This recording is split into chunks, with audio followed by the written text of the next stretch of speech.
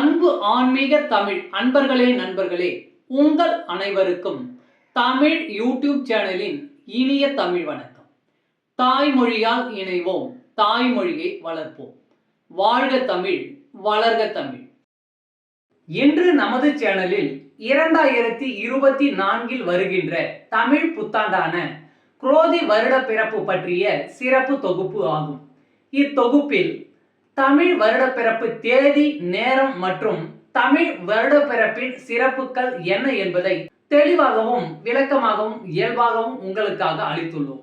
இப்பதிவினை நீங்கள் கேட்டு பயன்பெறவும், மேலும் இப்பதிவு பிடித்திருந்தால் லைக் மற்றும் ஷேர் செய்தும், அது மட்டுமல்லாமல் இதுவரை இந்த சேனலுக்கு நீங்கள் சப்ஸ்கிரைப் செய்யவில்லை என்றால் சப்ஸ்கிரைப் செய்து பெல் சிம்பலையும் கிளிக் செய்து ஆதரவு அளிக்கவும் அன்புடன் கேட்டுக்கொண்டு இப்பதிவினை தொடர்கிறேன். வாருங்கள், தமிழ் புத்தாண்டான 2024 வருகின்ற குரோதி வருடப்பிறப்பு பற்றி அறிவோம், அறிந்து தெளிவோம், தெளிந்து பயன்பெறுவோம்.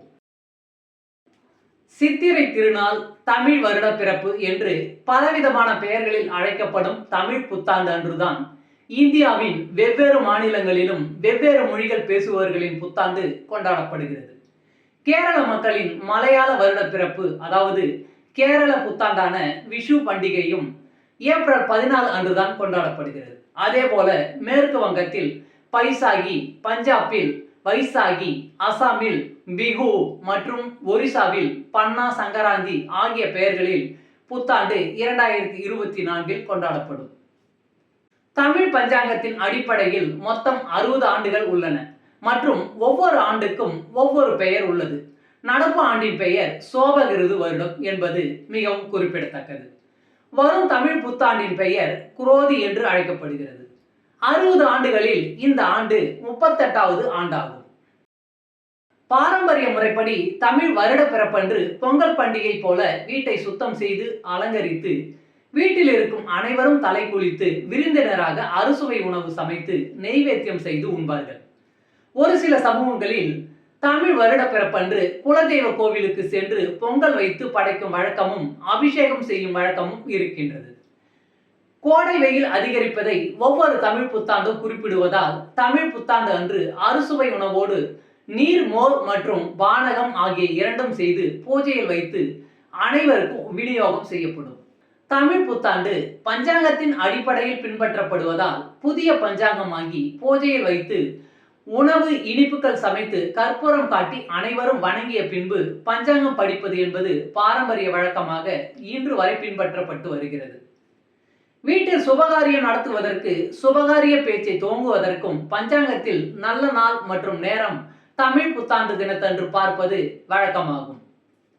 ஆங்கில நாட்கட்டியை போல அல்லாமல் சூரியன் மற்றும் சந்திரனின் பெயர்ச்சியின் அடிப்படையில் மாத பிறப்பு, ஆண்டு பிறப்பு, திதிகள் மற்றும் பண்டிகைகள் கொண்டாடப்படும்.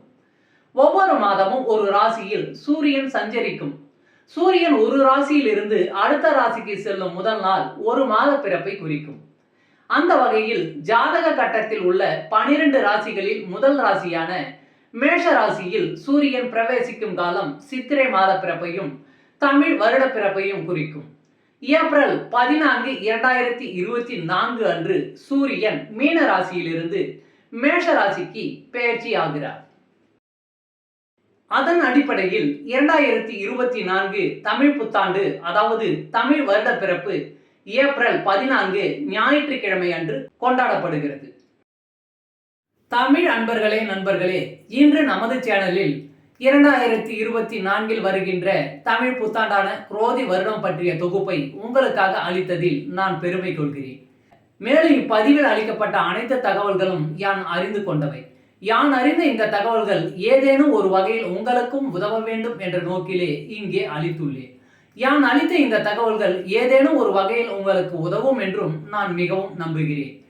நான் அளித்த இந்த தகவலை நீங்கள் பின்பற்றி அதனால் பயன்பெற்றால் அதில் எனக்கு மிக்க மகிழ்ச்சியே. வாழ்க வளமுடன். சர்வம் சிவமயம். இறையருள் பெறுவோம், இன்பமாய் வாழ்வோம். அன்பு ஆன்மீக தமிழ் அன்பர்களே நண்பர்களே, இவ்வீடியோ பதிவினை கேட்டு இன்புற்று ஆதரவு அளித்த அனைத்து தமிழ் உள்ளங்களுக்கும் எங்கள் உள்ளம் கனிந்த நன்றி. மேலும் இப்பதிவு உங்களுக்கு பிடித்திருந்தால் லைக் மற்றும் ஷேர் செய்தும், இதுவரை இந்த சேனலுக்கு நீங்கள் சப்ஸ்கிரைப் செய்யவில்லை என்றால் சப்ஸ்கிரைப் செய்து பெல் பட்டனையும் அழுத்தி ஆதரவு அளிக்கவும் அன்புடன் கேட்டுக்கொள்கிறோம்.